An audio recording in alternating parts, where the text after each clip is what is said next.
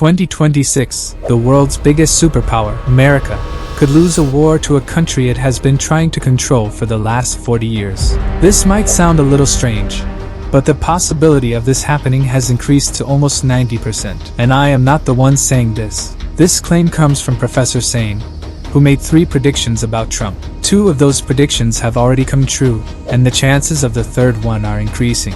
If this prediction becomes true, the damage will not be limited to America alone.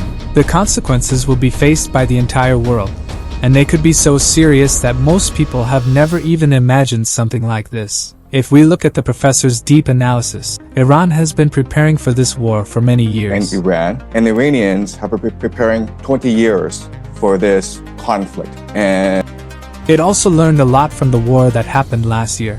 One very important thing to notice is that Iran is not fighting directly. Instead, it is using its proxy groups very effectively.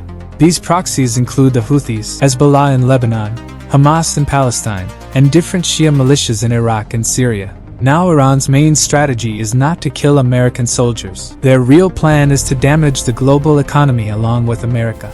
As part of this strategy, Iran is targeting GCC countries, including Saudi Arabia, the UAE, Qatar, and Bahrain. Iran is attacking military bases in these countries, but its real goal is to destroy their infrastructure. At the moment, Iran has practically blocked the Strait of Hormuz, which is one of the most important sea routes in the world. More than 90% of the imports and exports of these Arab countries pass through this route. Now you might be thinking about one question: how will this harm America? The real reason is the petrodollar system. These Arab countries sell their oil in US dollars, which keeps the demand for the dollar very high.